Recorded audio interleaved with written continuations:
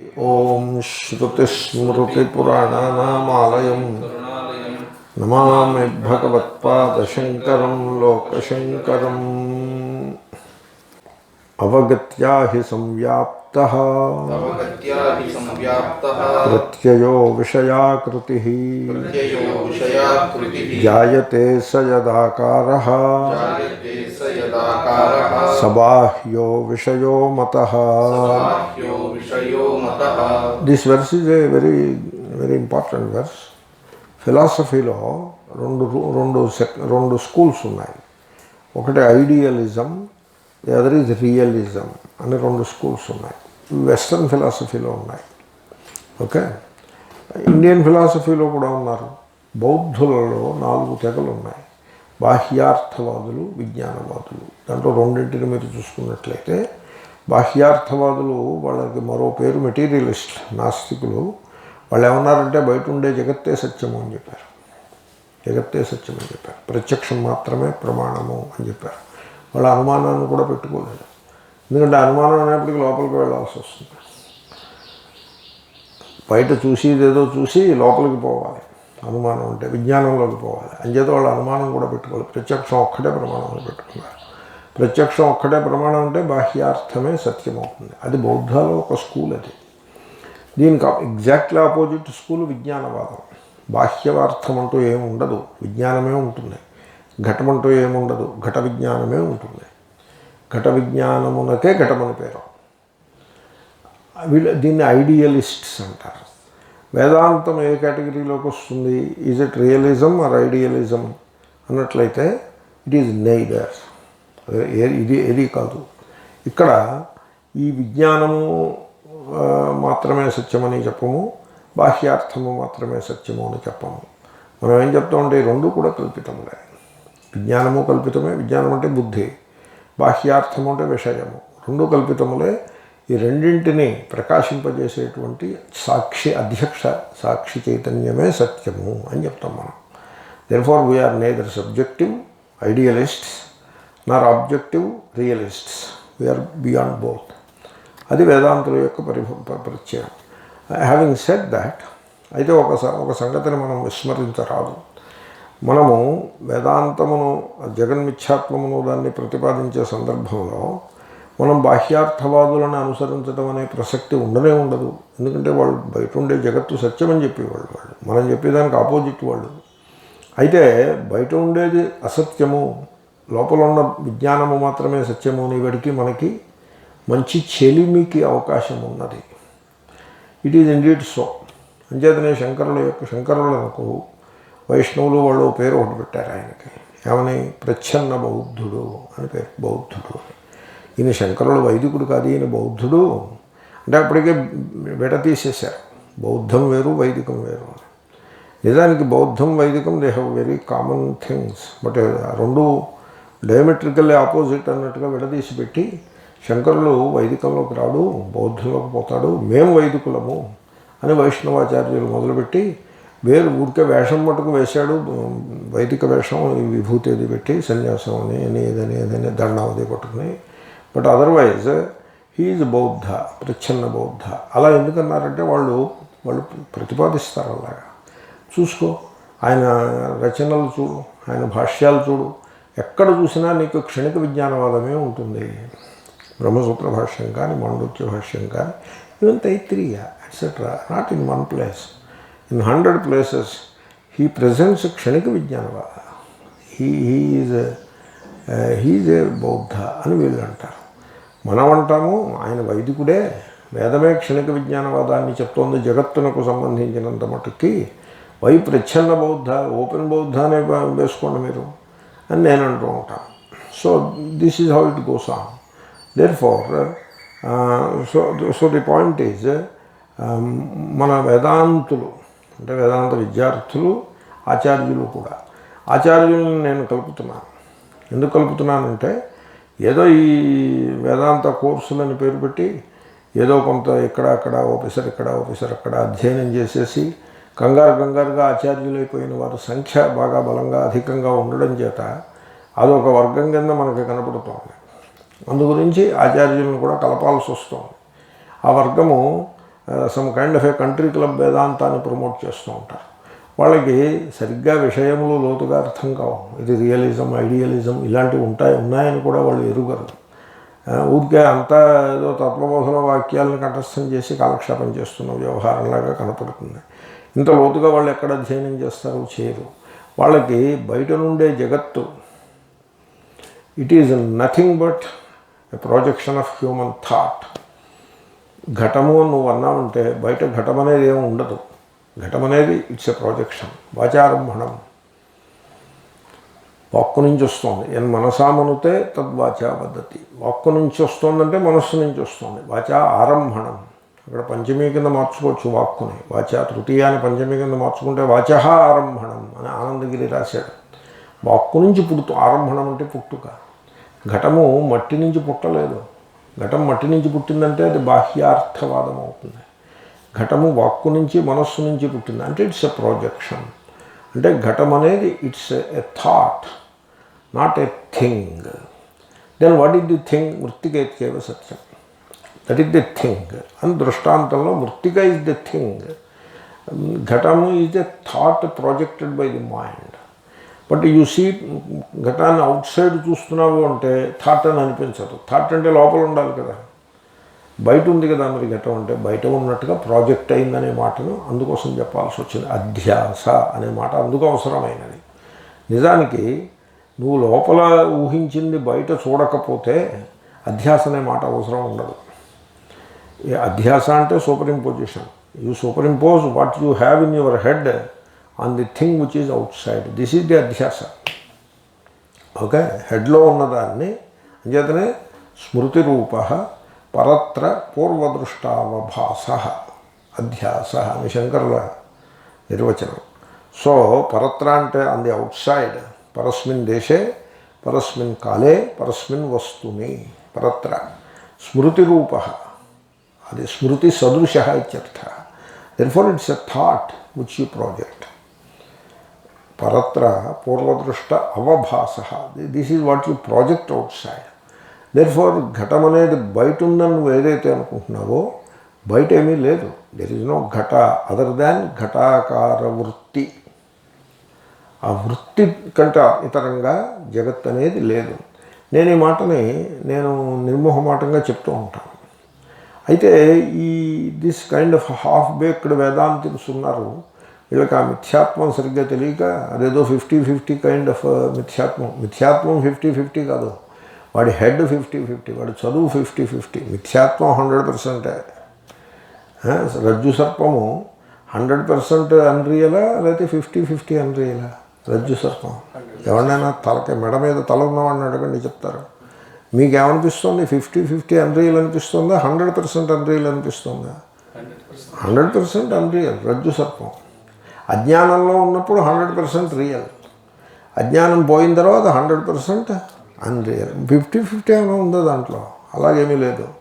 కాబట్టి నేనైతే క్లియర్గా చెప్తా, వాట్ యూ కాల్ ఘట is a thought. There is no ఘట అదర్ దాన్ ఘట థాట్. అనన్యత్వం అని క్లియర్గా నేను చెప్తాను. అదే ఇక్కడ చెప్తున్నారు. నేను ఇంకో మాట అంటూ ఉంటాను.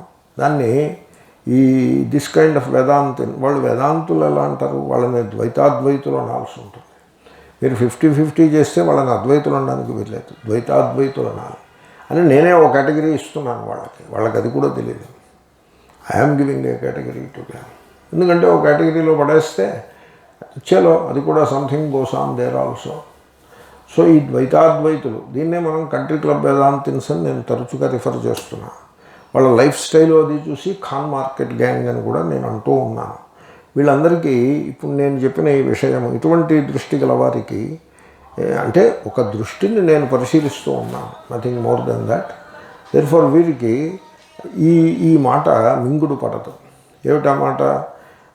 విషయం అనేది వృత్తి కంటే భిన్నముగా ఇతరముగా లేదు, అనన్యత్వం.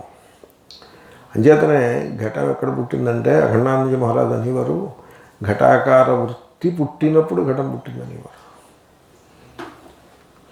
ఘటం పుట్టడం ఆరంభణం కదండి, వాచారంభణం కదా. ఘటాకార వృత్తి పుట్టి ఘట అని వీడు అంటాడు, అప్పుడు పుట్టింది. అంతేగాని మట్టి నుంచి పుట్టలేదు. ఘటాకార వృత్తి అంటే మనస్సు నుంచి పుట్టింది ఘటం, మట్టి నుంచి పుట్టలేదు, మట్టి నుంచి ఏదీ పుట్టలేదు, మట్టి మట్టిగానే ఉన్నది. కాబట్టి ఇది ఇంతటి లోతైన అవగాహన లేని కారణం చేత బయట ఉన్న జగత్తు ఉన్నట్టు కాదు లేనట్టు కాదు అని అంటే కర్ర విరగదు పాము చావదు అనేటువంటి ఒక కన్ఫ్యూజ్డ్ ధోరణికి అలవాటు పడినటువంటి వాళ్ళకి it becomes difficult to digest. What you call world, నేను ఇలా చెప్తూ ఉంటా, what you call world is but your conception of the world. అంతే, ఇంకా అంతకంటే ప్రపంచం అంటూ ఏం లేదు. అంచేతనే నీ వరల్డ్ వేరు, ఆయన వరల్డ్ వేరు, నా వరల్డ్ వేరు. Every world description is subjective. Objective world అనేది ఏమీ లేదు. తర్వాత ది వర్డ్ ఆబ్జెక్టివ్ అనే మాట, too much of it may fit in classical physics but it won't fit in modern physics.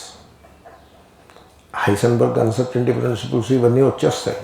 Modern ఫిజిక్స్లో ఆబ్జెక్టివ్ అనే మాట తరచుగా ఫిట్ అవ్వదు.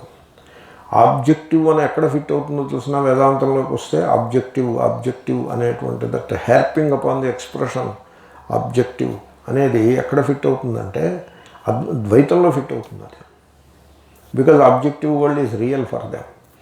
ద్వైతాద్వైతంలో ఫిట్ అవుతుంది, ఎందుకంటే 50-50 ఉంటుంది కాబట్టి ఫిట్ అవుతుంది. అద్వైతంలో ఫిట్ అవుతాం. అద్వైతంలో there is nothing called objective, there is only subjective.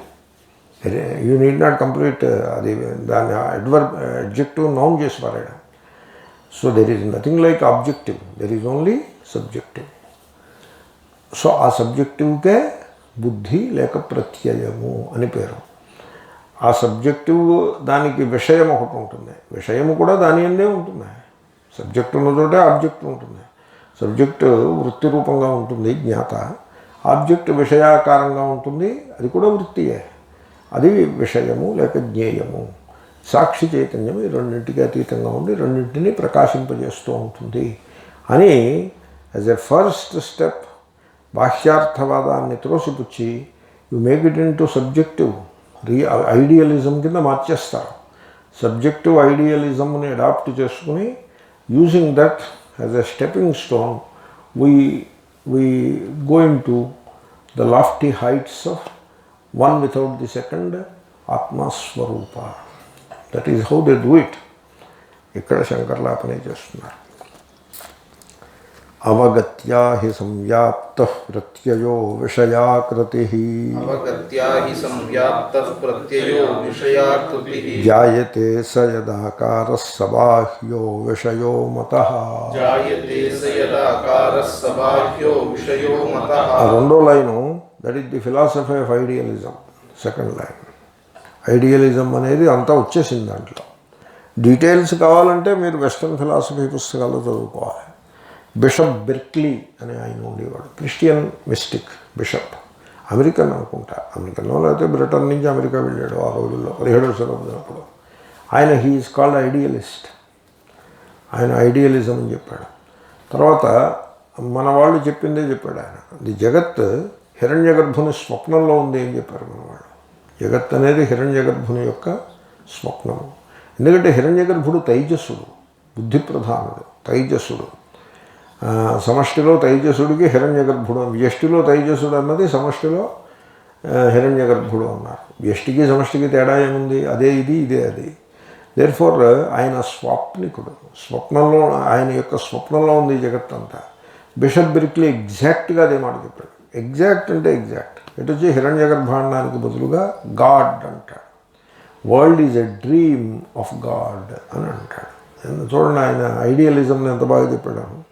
కాబట్టి అక్కడ మీకు ఇంకా ఫర్దర్గా ఇంకా డీటెయిల్స్ దొరుకుతాయి.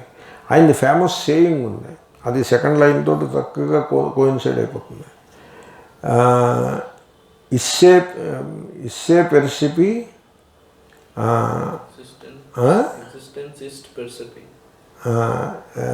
What is that? Existence is perception అని ఆయనది స్టేట్మెంట్ ఉంది, లాటినో గ్రీకో ఏదో. ఇస్టే పెర్సిపి అంటే ఏదో, a thing is only because you perceive it అనే ఒక very famous saying by bishop Berkeley. అది రెండో లైన్ అదే. దీని వెనకాల ఇంతటి కథ ఉన్నది. మీకు నేను సుత్తి వేసానేమో నాకు తెలియదు. So I said what I said. కాబట్టి ఆ రెండో లైన్ని బాగా మనస్సులో పెట్టుకోవడం. ఈ రెండో లైన్ నేను చెప్పినప్పుడు అల్లా నాకు రెసిస్టెన్స్ వస్తూ ఉంటుంది. నేను మీరు బచ్చా రెసిస్టెన్స్ ఏమిటో మీ తలకాయ. What resistance you are talking about? Any philosophy చదివితే రెసిస్టెన్స్, కానీ ఏమీ చదవకుండా గాలివాటంగా రెసిస్టెన్స్ ఏమిటి? వాళ్ళ రెసిస్టెన్స్ ఏమిటంటే మేము చదివిన తత్వబోధలో ఇది లేదనో ఏదో something like that kind of resistance. అంతే కదా.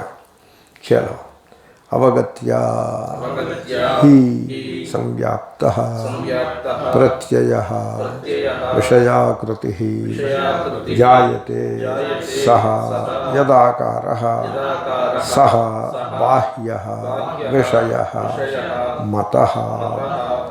హీ ఎలయనగా, ఈ ఎలయనగా ఎక్కడి నుంచి కుదురుతుంది? ఎందుకంటే క్రితం శ్లోకంతో దీన్ని కలపడం కష్టం. ఎందుకంటే శ్లోకం ఏదో అయిపోయింది కదా. కాబట్టి హీ అంటే నిశ్చయముగా అని అర్థం చెప్తాం. హీ అంటే మీరు రెండు చెప్పచ్చు, ఇండీడ్ అని చెప్పచ్చు, బికాజ్ అని చెప్పచ్చు. ఇప్పుడు బికాజ్ అన్నాం అనుకోండి, మళ్ళీ వెనక్కి వెళ్ళాలి. వెనక్కి వెళ్ళి ఏమిటి కాజ్ ఏమిటి చూడాల్సి ఉంటుంది. సో ఆయన ఏమంటారంటే ఈ ప్రత్యయం అనేది, ప్రత్యయము అంటే థాట్ అనేది అది విషయాకృతి ఏ రూపంగా ఉంటుంది? ఇప్పుడు మీరు ఏదైనా గమనించండి, ఇంట్రెస్టింగ్ స్టేట్మెంట్. థాట్ వచ్చి విషయం లేకుండా ఉంటుందా? విషయం అంటే టాపిక్, సబ్జెక్ట్. విషయం అంటే the object of thought. There is no object of thought but there is thought. అలా ఉండదు. ఆబ్జెక్ట్ లేని చోట థాట్లెస్నెస్ ఉంటుంది. ఆబ్జెక్టే లేకపోతే థాట్లెస్నెస్ ఉంటుంది. సో దాన్ని అనింగనం అనాభాసం. అనింగనం, it is not moving, means no thought is produced.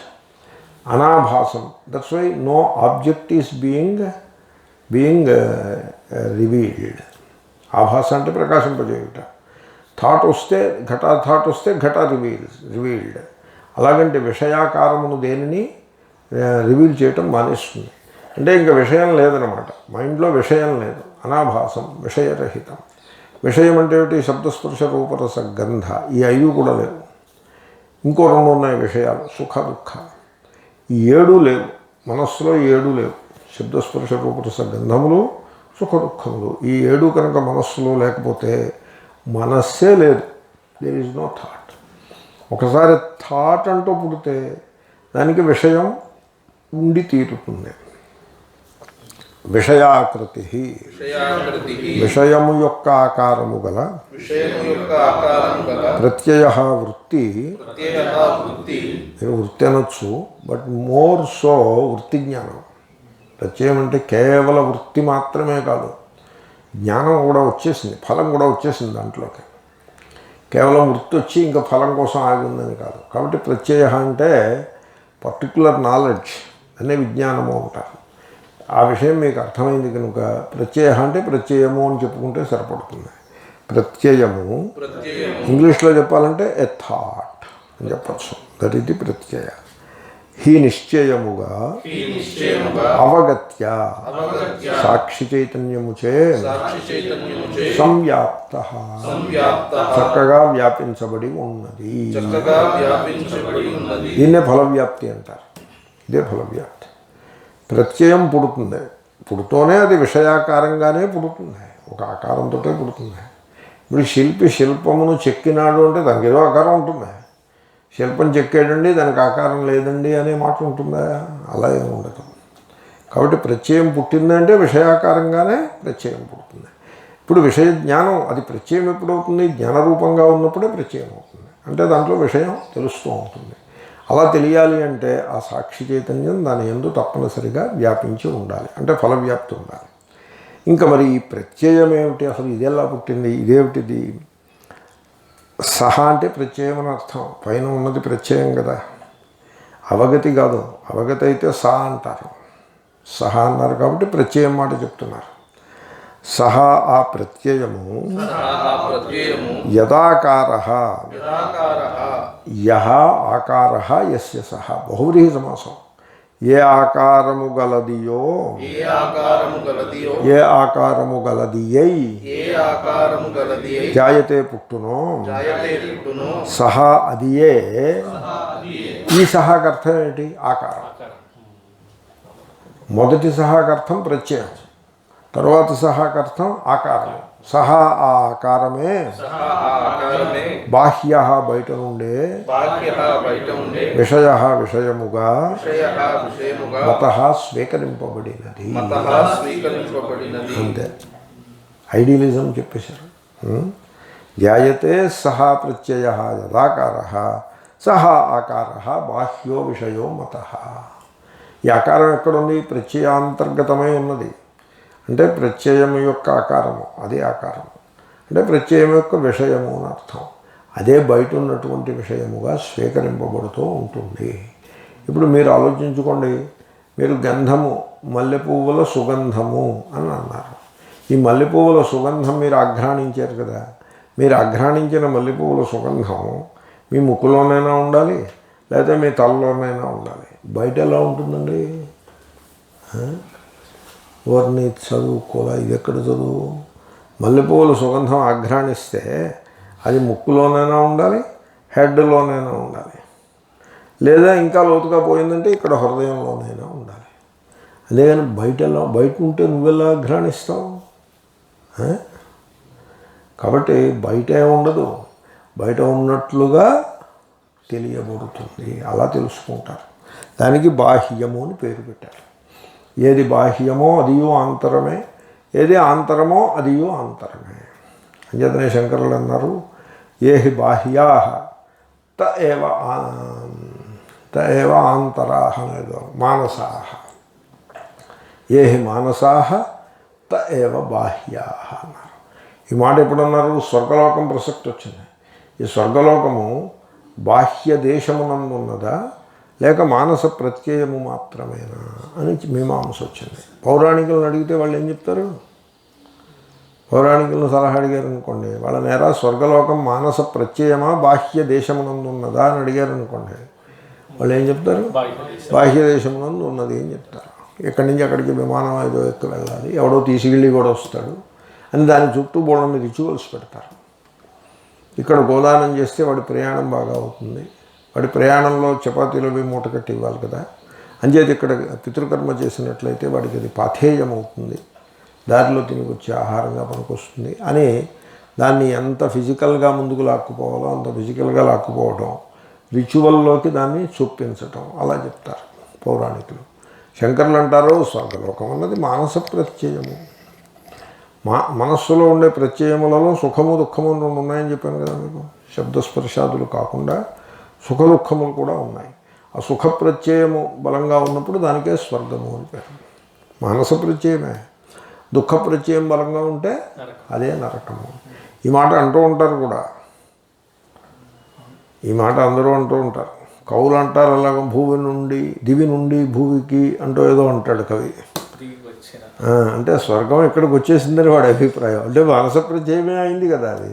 అలాగే ఇక్కడనే నరకము అని అంటాడు కవి, అంటాడు కదా, కవులు అలా అంటారు. నిజానికి ఈ టాపిక్ మీద ఒక సినిమా వచ్చేసింది, స్వర్గం నరకం అని. మా చిన్నప్పుడు సినిమా వచ్చింది. ఆ సినిమాలో చూపించేది ఏమిటంటే స్వర్గం అక్కడ ఉండదురా, ఇక్కడే ఉంటుంది, నరకము అంతే.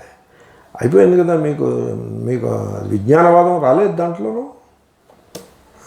లోకంలో ప్రసిద్ధంగానే ఉంది విజ్ఞానవాదం, మనం దాన్ని గుర్తుపట్టాలంటే సరిపడింది. మళ్ళీ ఇంకోసారి అందాము సరళమైన శ్లోకము. విషయాకృతి శబ్దాది విషయముల ఆకారము గల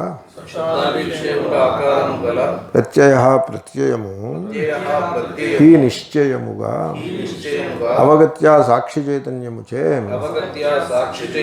సంవ్యాప్త చక్కగా వ్యాపించబడి ఉన్నది.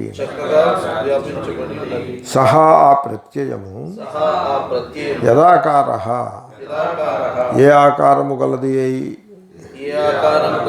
జాయతే పుట్టునో సహా ఆ ఆకారము బాహ్య బయట ఉండే విషయ విషయము అని మత స్వీకరించబడినది. Take it like that, people take it like that. విషయాకృతి ప్రత్యయ అవగత్య సాక్షి చైతన్యేన హి సంవ్యాప్తః ఇయమేవ ఫలవ్యాప్తి సహా ప్రత్యయః యదాకారః జాయతే సహా ఆకారః ఏవ బాహ్యో విషయో మతః. ఇది మంచి శ్లోకం. అవగత్యా హి సంవ్యాప్తః ప్రత్యయో విషయాకృతిః జాయతే స యదాకారః స బాహ్యో విషయో మతః. దీన్ని ఆయన ఇంకా బాగా హీజ్ ఎలాబరేటింగ్ అపాన్ ఇట్. ఇప్పుడు ఏదైనా ఒక ప్రత్యయముల నుండి కర్మలు పుడతాయి. కర్త ఎక్కడి నుంచి పుట్టుకొస్తాడు? జ్ఞాత ప్రత్యయమే. కర్త జ్ఞాతయే కర్త అవుతాడు. వాడు కర్మ చేస్తాడు. ఈ కర్మ ఎక్కడ ఉంటుంది? అది ప్రత్యయమే. కారణము అది ప్రత్యయమే. ఇవన్నీ ప్రత్యయాలే, ఉరికే బయట ఉన్నట్టుగా అనిపిస్తుంది అని చెప్తున్నారు. కర్మేప్సితమత్వాత్ సహ తద్వాన్ కార్యే నియుజ్యతే ఆకారో యత్ర చార్ప్యేత కరణం తదిహోచ్యతే. జాగ్రత్తగా అన్వయించాలి వీటిని. కొంచెం ఓపిక బట్టి దాన్ని అన్వయం కుదర్చాలి. కర్మేప్సితమత్వాత్ సతద్వాన్ కార్యే నియుజ్యతే ఆకారో యత్ర చార్ప్యేత కరణం తదిహోచ్యతే.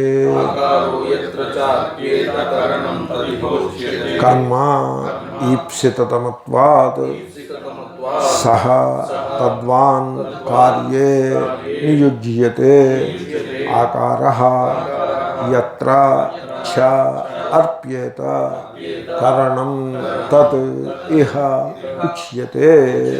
అది ఇప్పుడు కర్మ అంటే మీరు ఒక పని చేసేటప్పుడు ఈ పని యొక్క ప్రయోజనము దేనికి సమర్పితమవుతుందో దాన్ని కర్మ అంటారు. ఒక మాటలో చెప్పాలంటే, సింపుల్గా చెప్పాలంటే, ఆ ఈప్సితతమం కర్మ అని పాణిని గారి నిర్వచనం. మీరు కోరుకునేది, బలంగా కోరుకునేది కర్మ అవుతుంది. మీరు గట్టిగా కోరుకునేది కర్మ అవుతుంది. ఓకే. రామ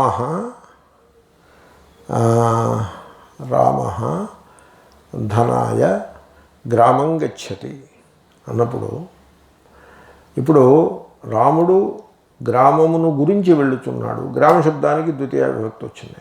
అక్కడ వివక్ష ఏమిటంటే, వీడి ఇమీడియట్ గోల్ ఆ గ్రామమును రీచ్ అవ్వుట.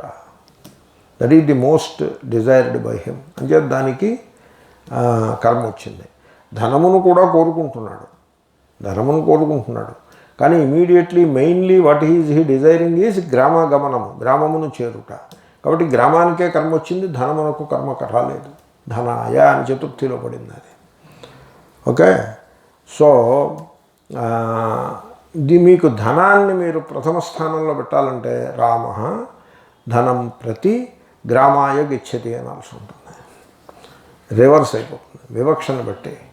బాగా దేన్ని కోరుకుంటారో దాన్ని మీరు కర్మలో పడేయాలి. ఒకప్పుడు రెండింటి యందు వివక్ష ఉంటుంది.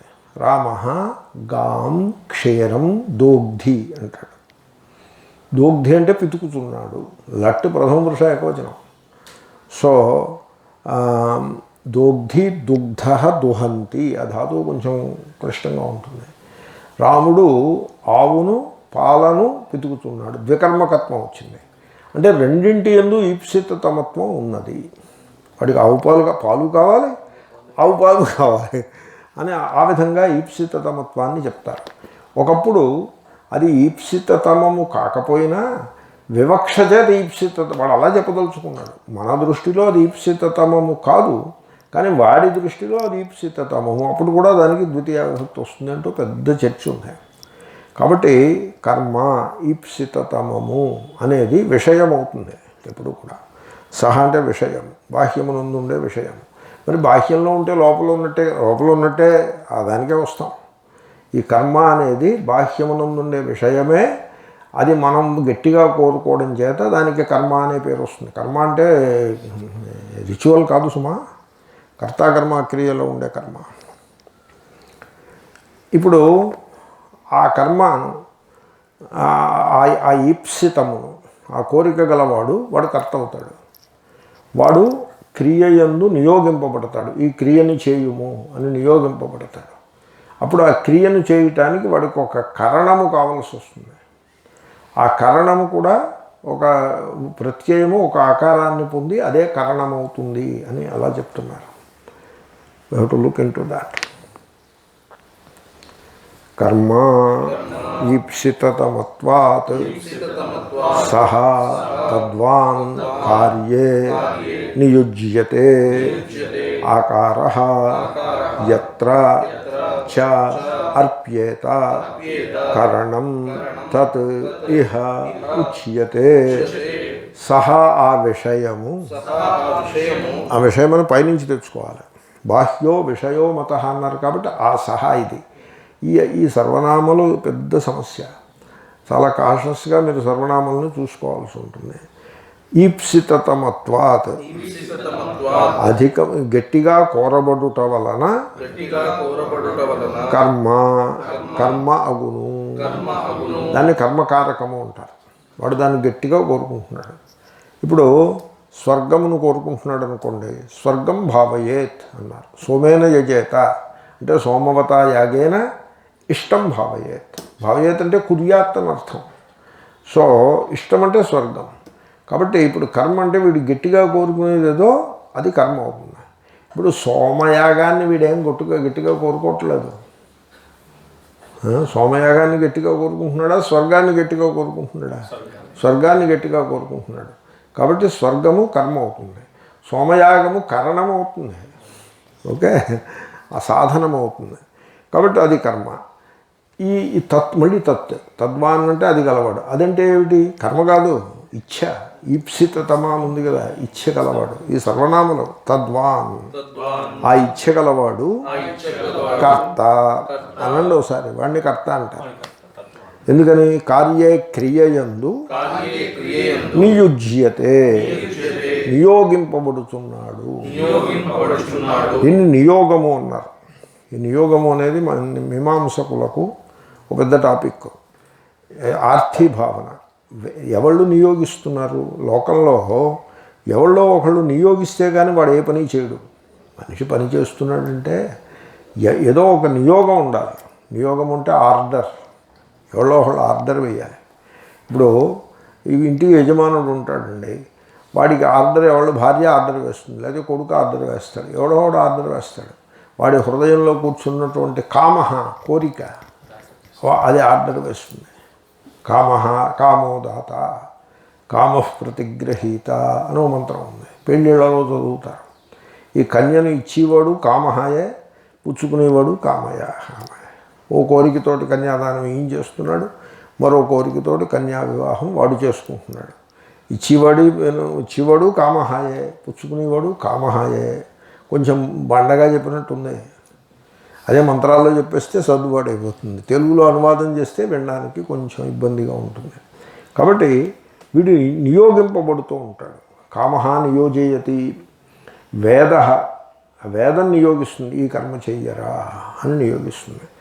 ఎవరిని నియోగించింది? ఇచ్చగలవాడిని నియోగిస్తుంది. అంచేత వేదము సన్యాసిని నియోగించదు, వేదం నియోగిస్తుంది. ఇచ్చగల వాళ్ళని అందరినీ వేదము నియోగిస్తుంది. ఈ కర్మ చేయి, ఆ కర్మ చేయని వాడు కర్త. ఓకే, ఇప్పుడు ఫైనల్గా ఆయన ఏం చెప్పబోతున్నాడంటే ఈ కర్త కర్మ కరణం అన్నీ ప్రత్యయ రూపంగానే ఉంటాయని చెప్పబోతున్నాడు అని నాకు అనిపిస్తోంది. చూద్దాం. ఇంకా ఇప్పుడు కరణం చెప్పాలి. ఇక్కడ ఈ కరణాన్ని జాగ్రత్తగా మనం అన్వయించాలి. ఓకే, కుర్వితి ప్రేర్యతే. ఓకే, ఆకార సమర్పక కర్మకారకతయా విషయత్వముక్త్వా ప్రత్యయస్య కరణత్వమాహ ఆకారో యత్రేతి. ప్రత్యయస్య కరణత్వమాహ యత్ర ఏ బుద్ధి పరిణామమునందు, అంతే కదా, బుద్ధికే ఇవన్నీ వృత్తి అంటే ఏమిటండి? బుద్ధిలో వచ్చే మార్పులే. కాబట్టి ఎత్ర ఏ బుద్ధివృత్తి యందు ఆకార ఒక రూపము అర్ప్యేత సమర్పించబడుచున్నదో తత్ ఆ వృత్తి తత్ అని ఉంది కదా, తత్తుకి ఆ వృత్తి అంటే ఎలా చెప్తుంది అంటే విధేయాన్ని బట్టి తత్ అని నపుంసకలింగం వేశాడు. ఇప్పుడు ఆ వృత్తి అన్నప్పుడు సానద్దు, తత్ అంటాడు ఏమిటి అంటే విధేయము కరణం, విధేయం కరణం. నువ్వు సా అన్నాడు అనుకో, సా అన్నావేమిట్రా కరణం నపుంసకలింగం కదా అని అప్పుడు మళ్ళీ ఆ సమస్య వస్తుంది.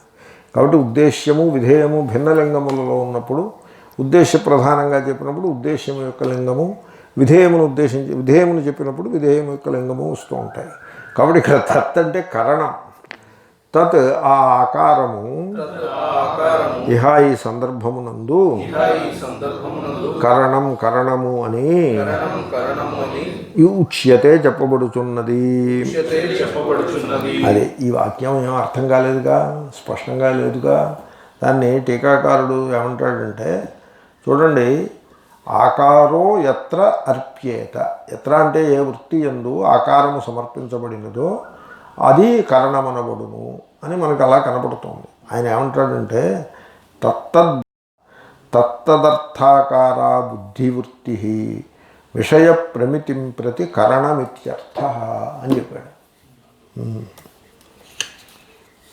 ఆ శ్లోకం కంటే మరింత జటిలంగా చెప్పాడు ఈయన. మనకి కరణం అంటే ఏమిటో తెలుస్తూ ఉంటుంది, కానీ మొత్తానికి దాన్ని అన్వయించాలి కదా. ఇప్పుడు జాబ్ అది,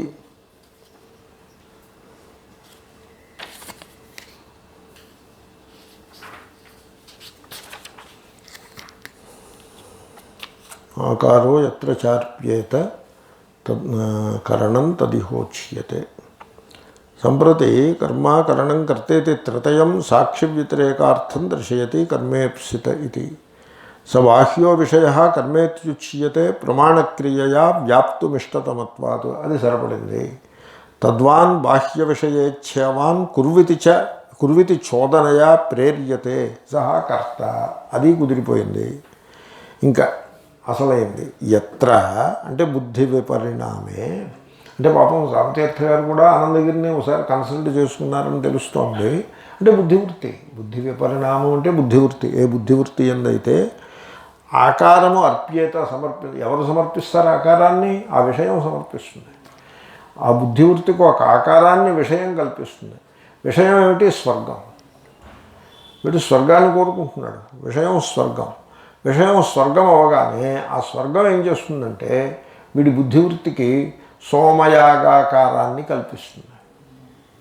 అంతే కదా, సోమయాగాకారాన్ని కల్పిస్తే ఆ బుద్ధివృత్తి కారణం అవుతుంది.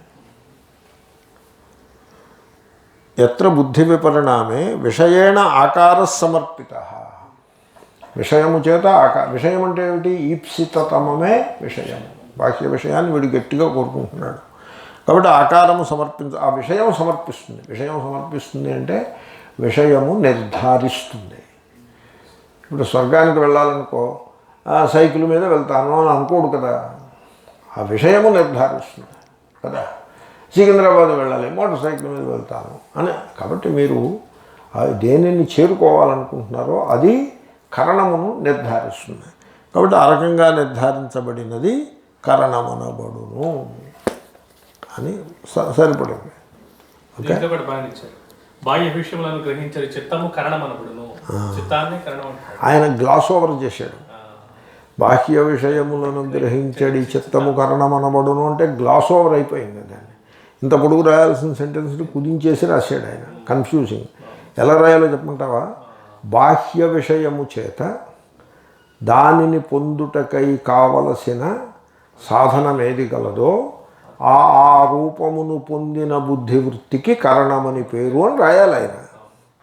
ఆయన అంత పని చేయడు, ఆయన డిక్టేట్ చేసాడు ఆయన.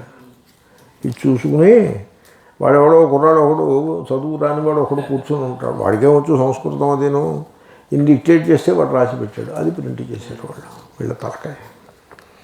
దాన్ని ఎంత తేలిగ్గా పెట్టేశాడో చూడు. దాన్ని he should do a good job of it. ఈ సమర్పించడం అనే మాట ఎక్కడొచ్చింది?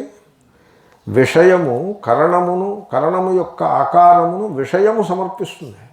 దాన్ని కర్త సమర్పించదు, కర్మ ఏదీ సమర్పించదు, విషయమే సమర్పిస్తుంది. ఆ విషయమును వీడు కోరుకుంటున్నాడు కనుక ఆ విషయాన్ని బట్టి కరణము యొక్క ఆకారము నిర్ధారితమవుతుంది అని క్లియర్గా చెప్పాల్సి ఉంటుంది. సహా ఆ విషయము ఈప్సితమత్వాత్ అతిశయించి కోరబడుట వలన కర్మయగును. కర్మ అంటే క్రియ కాదు, ఆబ్జెక్ట్, కర్త కర్మ క్రియ. తద్వాన్ ఆ ఇచ్ఛ గలవాడు అనగా కర్త కార్యే క్రియయందు నియుజ్యతే నియోగింపబడుతున్నాడు. అది రుచువులైన సందర్భంలో నియోగించేది వేదం అవుతుంది. దానికే అర్థీభావన అని పేరు. రిచువల్ కానప్పుడు భార్య నియోగించింది, కొడుకు నియోగించాడు, వాడి హృదయంలోని కామన నియోగించింది అని చెప్పాల్సి వస్తుంది. ఎత్ర ఏ బుద్ధివృత్తి ఎందైతే ఆకారము అర్ప్యేత కోరబడే విషయముచే సమర్పించబడుచున్నదో అనగా నిర్ధారితము చేయబడుచున్నదో తత్ ఆ ఆకారము అంటే బుద్ధివృత్తి ఎందల ఆకారము ఇహ ఈ సందర్భమునందు కరణం ఉచ్యతే కరణమని చెప్పబడుచున్నది. సహా విషయ ఈప్సితమత్వాత్ అతిశయేన ఇష్టత్వాత్ కర్మ ఉచ్యతే. ఇప్పుడు ఈ విషయం అన్నాం చూసా, సహా విషయ అన్నారు. ఈ సహా విషయ అంటే ఏమిటది? వృత్తియే విషయాకారంగా ఉన్నది అని చెప్పాడుగా పైన. ఆ వృత్తి కంటే భిన్నంగా విషయం ఉందని చెప్పాడా? లేదుగా. కాబట్టి ఇప్పుడు కర్మ ఏమైంది? అదే వృత్తి అయింది. ఆ మాట తర్వాత వస్తుంది. తద్వాన్ ప్రకృష్ట ఇచ్ఛావాన్ కర్త కార్యే వైదిక కర్మణి క్రియాయాం నియుజ్యతే నియుక్తో భవతి. వాడిని నియోగం ఉంటుంది. దీన్ని అంచేతనే భాగవతంలో ఏమని చెప్పారంటే, ఈ వైదికుడు వీడు ఎవరో వెనకాల నుండి కొరడా కొడుతున్నట్టుగా పరిగెడుతూ ఉంటాడు. ఆ కొరడా ఎవరు కొడుతున్నారు? వేదం కొడుతోందని చెప్పారు. ఇప్పుడు ఒక ఆయన ఇలాగ మాల తిప్పేస్తున్నాడు. ఏమిటండి అంత ఎక్సైట్ అయిపోయి అంత టెన్షన్లో తిప్పేస్తున్నారు మాల అని నేను అడిగాను ఉండబట్టలేక. అంటే 16,000 అయిపోవాలి సాయంకాలానికి, అవ్వకపోతే సూర్యుడు అస్తమించేప్పుడు 16,000 అయిపోవాలి. ఈ ఎవడరా వీడి కొరడా పుచ్చి కొట్టింది ఎవడా అని చూస్తే ఓ నియమం ఉంది, 16,000 పూర్తి చేయాలి అని ఒక పుస్తకంలో రాసింది. అది కొడుతోంది వీడిని కొరడా పుచ్చుకుని, అంచేది తిప్పేస్తున్నాడు. This is how human beings work. అంటే రిలిజియన్ మీకు ఫ్రీడమ్ ఇచ్చిందా, బాండేజ్ ఇచ్చిందా? దీన్ని బట్టి మీకు ఏమర్థమైంది? బాండేజ్ ఇచ్చింది. It becomes a bondage. అంచేతనే నేను ఇలా ఫీల్ అయిపోతూ ఉంటాను. కొంతమంది ఇలాగే ఇమోషనల్ పీపుల్ అయిపోతారు, కొంతమంది అలా ఫీల్ అయిపోతూ ఉంటారు. ఈ సినిమాల్లో ఇలాంటి క్యారెక్టర్స్, హాస్యకార్యవాడు ఊరికే ఫీల్ అయిపోతూ ఉంటాడు. నేను ఇలా ఫీల్ అయిపోతూ ఉంటాను. ఏమని?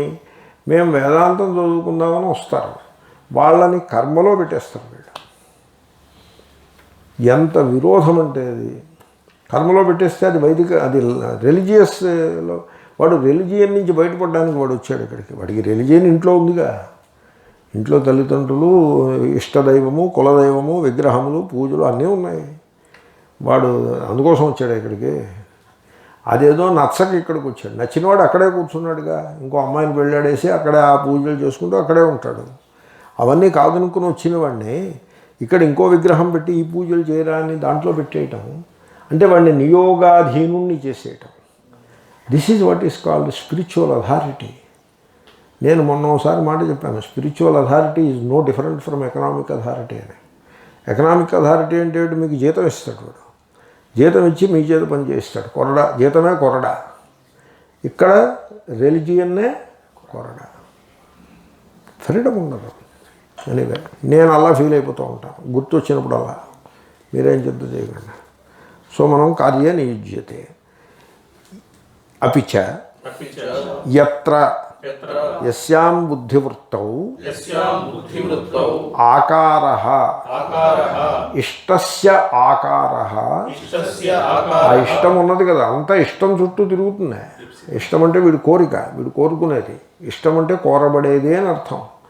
దాన్ని బట్టి ఆకారము, ఆ ఇష్టం యొక్క ఆకారము, ఇష్టం యొక్క ఆకారం కాదు, ఆకారః ఇష్టప్రాప్త్యై ఆకృతి. ఆ ఇష్టమును పొందుటకై ఒక విశిష్ట ఆకృతి, ఒక విశిష్టమైన ఆకారము. అర్ప్యేత విషయేణ సమర్ప్యతే. ఆ ఈప్సితమైన విషయము చేత ఆకారము సమర్పింపబడుతోంది. నిర్ధార్యతే తత్ కరణం ఇహ ఉచ్యతే. కర్త కర్మ కరణం మూడు అయ్యాయి కదా అక్కడికి. కర్మేప్సితమత్వాత్ స తద్వాన్ కార్యే నియుజ్యతే. ఆకారో యత్ర చార్ప్యేత కరణం తదిహోచ్యతే. ఇప్పుడు ఇక్కడికి మీరు ఎన్ని చెప్పారు? కర్త కర్మ కరణము చెప్పారు. ఇక ఇంకా సంప్రదానమో అపదానమో ఇంపార్టెంట్ కాదు, ఈ మూడే ముఖ్యం. ఇంకా సంప్రదానం అపదానం సందర్భాన్ని బట్టి వస్తాయి. ఈ మూడు ఇప్పుడు ఎక్కడ ఉన్నాయంటారు?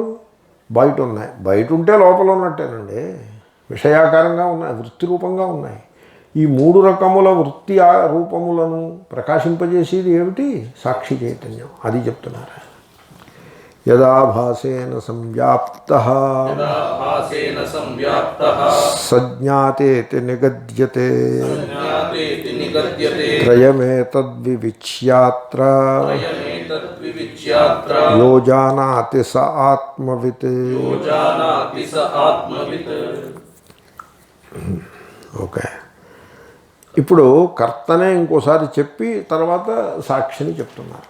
ఓకే, యదా భాసేన సంవ్యాప్తః సహ జ్ఞాతా ఇతి నిగద్యతే.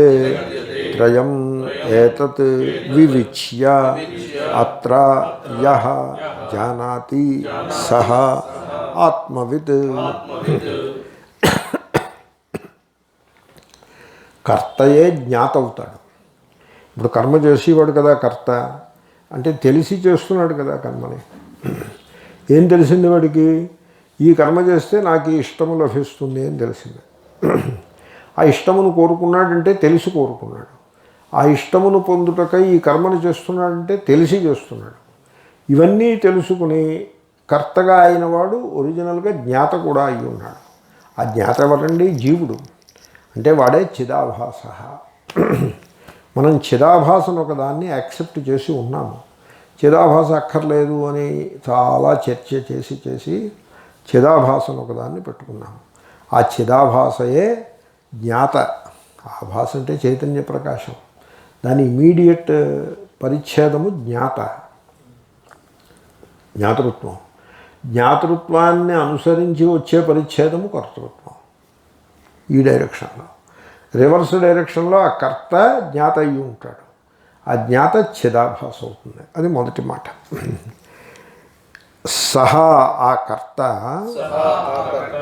యదాభాసేన ఏ చిదాభాసచే సంవ్యాప్తః పూర్తిగా వ్యాపించబడి ఉన్నాడో సహా ఆ కర్త. మళ్ళీ పెట్టుకోండి ఇంకోసారి సహా. ఏం చేస్తాం? ఇక్కడ ఎత్తు అని ఉంది కాబట్టి ఆ ఎత్తును బట్టి ఇంకో తత్శబ్ద శబ్దం పెట్టుకోవాలి. ఓకే, జ్ఞాత తెలియవాడు ఇది అని నిగద్యతే చెప్పబడుతున్నది. అంటే ఈ మొదటి లైన్లో చెప్పిన మాట ఇంతే. పైన కర్త అని చెప్పాం, తద్వాన్ కర్త, నియుజ్యతే, నియోగింపబడేవాడు కర్త, ఇచ్చగలవాడు, వాడే జ్ఞాత అవుతాడు, వాడే చిదాభాసుడు అవుతాడు. ఓకే, చిదాభాసుడికే జ్ఞాత అని పేరు, వాడే కర్త అవుతున్నాడు, వాడే జీవుడు. ఓకే, ఎందుకంటే జీవశబ్దంలో ప్రాణశక్తి కూడా ఉంటుంది. జీవ ప్రాణధారణే, ప్రాణశక్తిని బట్టి వాడినే కర్త అంటారు, విజ్ఞాన శక్తిని బట్టి వాడినే జ్ఞాత అంటారు. జీవంలో రెండూ ఉంటాయి. ఓకే, సో వాడు కర్త. ఇప్పుడు మనకి ఎన్ని వచ్చారు? కర్తయే అయిన జ్ఞాత వచ్చాడు, జ్ఞాతయే అయిన కర్త, కర్మ, కరణము, 3 వచ్చాయి. ఓకే, ఈ మూడింటిని విడివిడిగా ప్రకాశింపజేసేటువంటి సాక్షి చైతన్యము తురీయము. తురీయమని నేనన్నాను, అది సాక్షి లేక ఆత్మ. ఈ తేడాలని స్పష్టంగా తెలుసున్నవాడే ఆత్మస్వరూపము తెలుసున్నవాడు. అది 2వ వాక్యం. ఏతత్ ఈ త్రయం మూడింటిని, ఏమిట 3? జ్ఞాత చిదాభాస అయిన జ్ఞాతయగు కర్త, కర్మ, కరణము అనే మూడింటిని అత్ర ఈ జీవితమునందు, అంటే బతుకుండగానే చేయాలి ఈ పని. ఏతత్ ఈ మూడింటిని చెప్పాం. వివిచ్య, వివేకము చేసి, యహ ఎవడైతే జానాతి సాక్షిగా తెలియచున్నాడో, అది ఈ మూడింటిని వివేకం చేయాలి. దీంట్లో చాలా అంశాలను మనం యాడ్ చేసుకోవాలి, సూత్రరూపంగా ఉంటాయి. మూడింటిని వివేకం చేయాలి. దేని నుంచి వివేకం చేయాలి? ఆ సాక్షి చైతన్యం నుంచి వివేకం చేయాలి. అలా వివేకం చేసి ఈ సాక్షి చైతన్యం వేరు, ఇది జ్ఞాతాకర్త కర్మాకరణము కాదు. ఆ జ్ఞాతాకర్త, జ్ఞాత అయిన కర్త, కర్మాకరణము బుద్ధి ఎందు ఉంటాయి, ప్రకృతి ఎందు ఉంటాయి. వీటికంటే వివిక్తంగా సాక్షి చైతన్యం ఉంటుంది అని తెలుసుకునేవాడు ఆత్మజ్ఞాని అని చెప్పినట్టు అర్థం. సహా అట్టివాడు ఆత్మవిత్, ఆత్మవేత్తయగును. ఈ త్రయంని, పైన చెప్పిన త్రయంని కర్తృప్రధానంగా చెప్తే ఏమని చెప్పారు? కర్త కర్మ కరణము అని చెప్పారు. జ్ఞానప్రధానంగా చెప్పండి, జ్ఞాత జ్ఞానము జ్ఞేయము అవుతుంది. కర్త జ్ఞాత అవుతుంది, విషయము ఇష్టమైన విషయము జ్ఞానం అవుతుంది. సారీ, కరణము జ్ఞానం అవుతుంది, ఇష్టమైన విషయము జ్ఞేయం అవుతుంది. ఈ 3 జ్ఞాత జ్ఞానము జ్ఞేయము, ఈ 3 వేరు. ఈ మూడింటికంటే పై ఉండేది ఆత్మ చైతన్యం. ఈ 3 కూడా బుద్ధివృత్తి రూపముగానే ఉంటాయి. అదంతా విజ్ఞానవాదమే. All of it is idealism. Okay, అంటే మీరేం చేశారు? బాహ్యార్థంతో మొదలుపెట్టారు విషయం, దానిని కర్మలో ప్రవేశపెట్టారు. కర్మ అనేప్పటికీ దాంట్లో బాహ్యం ఉంటుంది, ఆంతరము ఉంటుంది. కర్త లోపల ఉంటాడు, కరణము కర్మ ఈప్సితము ఇవన్నీ బయట ఉంటాయి. అలా అనిపిస్తుంది. దాన్ని ఎప్పుడైతే మీరు కర్త కర్మ కరణములను జ్ఞాత జ్ఞేయము జ్ఞానములుగా కరస్పాండెన్స్ పెట్టేశారో, ఇంకా బయటతోటి సంబంధం వదిలిపోయింది. బయటే ఉంటుంది జ్ఞానం, అన్నీ లోపలే ఉంటాయి. ఆ లోపల ఉన్నటువంటి అంతఃకరణ పరిణామములకే జ్ఞాత జ్ఞానము జ్ఞేయము అని పేరు. వాటినన్నింటినీ ప్రకాశింపజేసే చైతన్యమే ఆత్మ చైతన్యము. దీనిని తెలుసున్నవాడే ఆత్మవిత్. అది శ్లోకం. మళ్ళీ అందాం.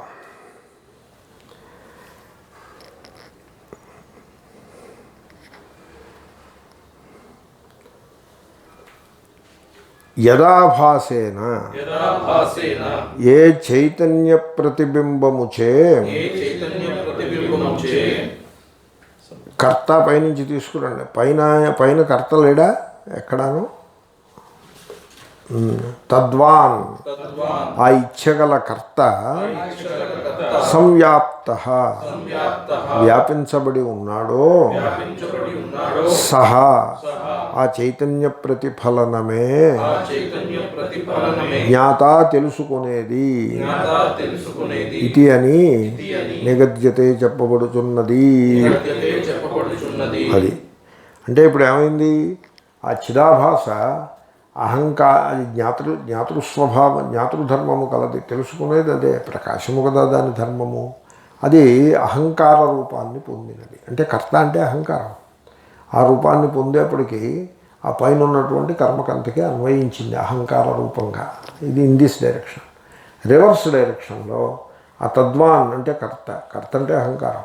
అహంకారము ఈ బుద్ధి వృత్తి ఆ చైతన్యము చేత, చిదాభాస చేత, చైతన్య ప్రతిఫలనము చేత వ్యాపించబడి ప్రకాశింపజేయబడి ఉన్నది. అత్ర ఈ సందర్భమునందు, నేను ఇందాక అత్ర ఈ లోకమునందు అని చెప్పచ్చు. అత్ర అంటే ఈ జీవితమునందు, ఇక్కడ బతికుండగానే మీరు తెలుసుకుని మీరు మోక్షమును పొందవచ్చు అలా చెప్తారు. ఇక్కడ మళ్ళీ మార్చి ఈ సందర్భమునందు అని చెప్పాను. నేను అలా మోడిఫై చేస్తూ ఉంటాను ఫస్ట్ టైంకి సెకండ్ టైంకి. Both modifications are equally valid. Sometimes ఒకటి చెప్తాం, దాని యందు అరుచి ఉండి రెండోది చెప్తాం. Therefore that is less important, this is better అని. నేను అప్పుడు అలా చెప్పావు, ఇప్పుడు ఇలా చెప్పావు అని అలాగే ముక్కు పట్టుకోకూడదు. అత్ర ఈ సందర్భమునందు ఏతత్ ఈ త్రయం మూడింటిని అనగా కర్త కర్మ కరణములను అలా అంటుంటే అది బాహ్యార్థవాదంగా అనిపిస్తుంది. దాన్ని రివర్స్ చేయండి. చిదాభాసలో ప్రవేశపెట్టాం కదా, చైతన్యంలోకి వచ్చేసాం. జ్ఞాత జ్ఞేయము జ్ఞానములను వివిచ్య సాక్షి చైతన్యము నుండి విడదీసి యహ ఎవడైతే జానాతి తెలియచున్నాడో సహా అట్టివాడు ఆత్మవిత్ ఆత్మస్వరూపము తెలుసున్నవాడు. తెలిసిందా శ్లోకం? యదా భాసేన సంవ్యాప్త సజ్ఞాతేతి నిగద్యతే త్రయమేతద్వివిచ్యాత్రయో జానాతి స ఆత్మవిత్ సమ్యక్ సంశయమిత్యోక్తాః ప్రత్యయావ్యభిచారిణః ఏకైవావగతిస్తేషు భేదస్తు ప్రత్యయార్పితః. ఇది కూడా ఒక చక్కటి సిద్ధాంతం, చాలా చక్కగా గ్రహించదగినటువంటి సిద్ధాంతం. మీరు గమనించండి, ఇది పుస్తకము, ఇది ఘటము అని అన్నప్పుడు రూపభేదం ఉన్నది. ఓకే, ఆ రూపములను దర్శించే చూపు యందు భేదం ఉన్నదా? లేదు. పుస్తకం చూసిన చూపు వేరు, ఘటమును చూసిన చూపు వేరు అని చెప్పచ్చా? చెప్పకూడదు. ఒకవేళ పుస్తకం చూపు ఘటం చూపు అని మీరు అలా విడదీశారంటే మీరు అజ్ఞానం చేత పుస్తకము ఘటము మొదలైన వాటి యందుండే భేదమును చూపునందు ప్రవేశపెట్టినారు. అది తప్పు అని తెలుస్తూ ఉంటుంది. అవునా? రూపములు వేరు, రూపములను చూసే చూపు ఒక్కటియే. శబ్దములు వేరు, శబ్దములను వినే వినికిడి ఒక్కటియే. రుచులు వేరు, రసము ఆ రుచి తెలుసుకునేటువంటి ఆ రసము అది ఒక్కటియే. ఓకే, రసనేంద్రియము ఒక్కటియే. స్పృశింపబడేవి కఠినము, మృదు ఇత్యాది భిన్న భిన్నంగా ఉంటాయి. కానీ స్పర్శేంద్రియము, స్పర్శ జ్ఞానము, స్పర్శ సెన్సేషన్, ఇట్ ఈస్ వన్. వీటి యందుండే భేదాన్ని దాని యందు ఆరోపిస్తారు. అలాగే అన్ని ఇంద్రియాలకి. కాబట్టి విషయములు వేరు, ఇంద్రియము ఒక్కటియే. తెలిసిందా? తర్వాత ఇంద్రియములు అంటే శబ్దజ్ఞానం వేరు, శబ్ద సెన్సేషన్ వేరు, రూపా సెన్సేషన్ వేరు. కానీ ఈ సెన్సేషన్స్ని జ్ఞానముగా మార్చుకునే మనస్సు ఒక్కటే. ఎందుకంటే రూపము తెలుస్తోందంటే మనస్సే కన్ను ద్వారా రూపమును తెలుసుకున్నది. మళ్ళీ మనస్సే చెవి ద్వారా శబ్దమును విన్నది. ఇప్పుడు కన్ను ద్వారా రూపమును దర్శించే మనస్సు, చెవి ద్వారా శబ్దమును వినే మనస్సు, అవి రెండు ఒకటేనా వేరువేరా? ఒకటే. కాబట్టి ఇంద్రియ జ్ఞానములు వేరు, కానీ ఇంద్రియ జ్ఞానములన్నింటికీ అన్వయం చేస్తూ ఉండే మనన రూపమైన మనస్సు ఒక్కటియే. అర్థమవుతుందా ఈ గోళ?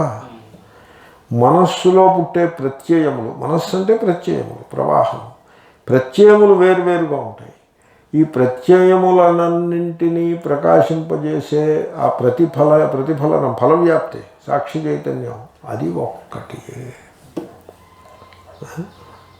అంటే దీన్ని బట్టి మీకు ఏమొస్తుంది? ఇది ఇక్కడ ఇంప్లికేషన్ చాలా చాలా వైడ్, వెరీ ఇంపార్టెంట్ ఇంప్లికేషన్. ఇప్పుడు మనకి రూపజ్ఞానము శబ్దజ్ఞానం వేరు కాదులేండి, ఒకటేనండి, ఆ మనస్సేగా అని మనలో మనకు అనుకోవడం ఒకటి తేలిక.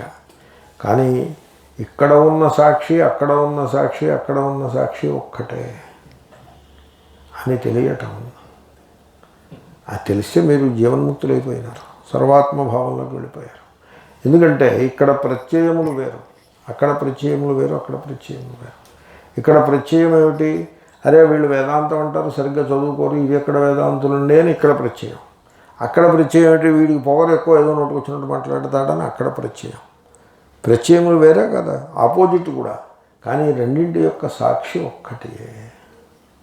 అది తెలుసుకోవడం, that is a quantum leap. దాన్ని క్వాంటమ్ లీప్ అంటారు. సో ఈ కంట్రీ క్లబ్ వేదాంతన్స్ క్వాంటమ్ లీప్ అంటూ ఉంటారు. వాళ్ళ దగ్గర విన్నాను నేను ఈ మాట. నాకు అనిపించింది వాడికి ఫిజిక్స్ తెలియదు, వేదాంతం తెలియదు అనిపించింది నాకు. నేను ఉన్నమాట చెప్పేస్తున్నా. ఎందుకంటే క్వాంటమ్ లీప్ అనే క్వాంటమ్ ఫిజిక్స్లో అసలు ఆ మీ లీప్ అనే మాట ఎందుకు వచ్చిందో వాడికి ఏం తెలుసు, వాడికి తెలియదు, నాకు తెలుసు, నేను చదివాను. అది వేదాంతంలో ఎందుకు వచ్చిందో అది ఇప్పుడు నేను చెప్పింది క్వాంటమ్ లీప్. రూపములు వేరు, చూపు ఒక్కట, అది పెద్ద తెలివితేటలు అక్కర్లేదు దానికి. ఇంద్రియ జ్ఞానములు వేరు, మనస్సు ఒక్కటి, అది పర్వాలేదు, దాన్ని మేనేజ్ చేయొచ్చు. ఇంకా ఆ పైన అసలైన క్వాంటమ్ లీప్.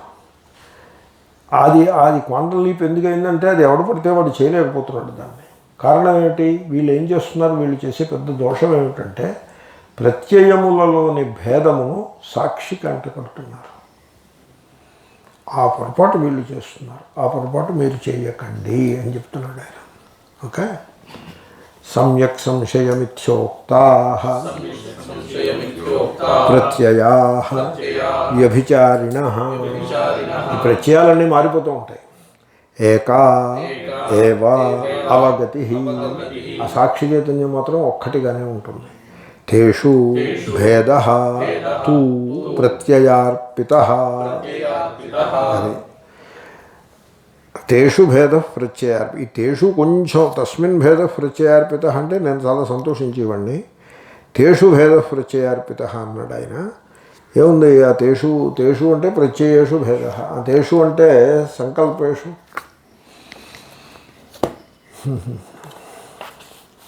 సర్వనామాలని సరిగ్గా చెప్పగలిగిన వాడు పండితుడు. ఎప్పుడైనా విన్నారా ఈ మాట?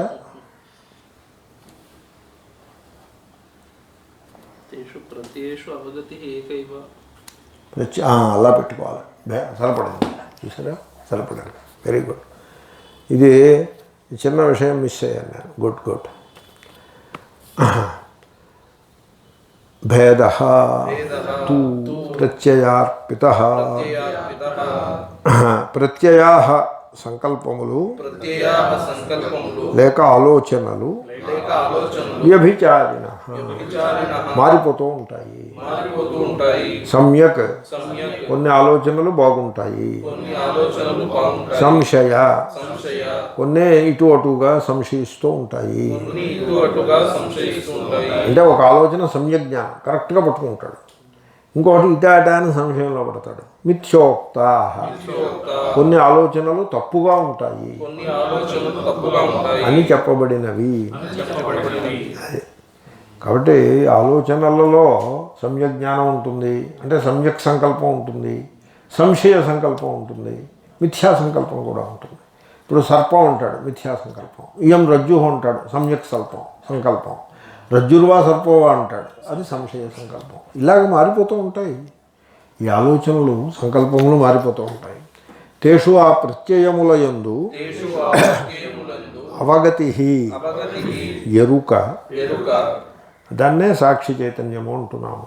ఏకైవ ఏకైవ ఒక్కటి మాత్రమే. ఒకటి మాత్రమే భేదస్తు భేదస్తు భేదమైతే భేదమైతే ప్రత్యయార్పిత ప్రత్యయార్పిత ప్రత్యయములచే సమర్పించబడినది. ప్రత్యయములచే సమర్పించబడును. అదేమిటది అంటే ఇక్కడ సాక్షి వేరు, అక్కడ సాక్షి వేరు, అక్కడ సాక్షి వేరు, దాన్ని ద్వైతం అంటారు. దాన్ని ద్వైతం అంటారు. అంటే చిదాభాసులు వేరు వేరు కానీ చిత్తు ఒక్కటియే అని వాడు ఒప్పుకోడు. ఈ చిత్తు వేరు, ఆ చిత్తు వేరు, ఆ చిత్తు వేరు అంటాడు. అదేమిట్రా అలా ఎలా అవుతుంది? చిత్తు వేరు ఎలా అయింది అంటే చూడు, వీడు పాపాత్మ చిత్తు, వీడు పుణ్యాత్మ చిత్తు, వీడు దేవతా చిత్తు, వాడు మనుష్య చిత్తు, వీడు పశువు చిత్తు అంటాడు. అంటే ప్రత్యయములలో ఉండే భేదములను వీడు తీసుకొచ్చి ఆ చైతన్యం మీద ప్రవేశపెడుతున్నాడు. కాబట్టి మీకు సమాజంలో ద్వైత సందర్భంలో కనపడే భేదము ఏది కలదో ద్వైతము, అది ప్రత్యయముల నుంచి సమర్పించబడినది. అది వస్తువులో ఉన్న భేదము కాదు.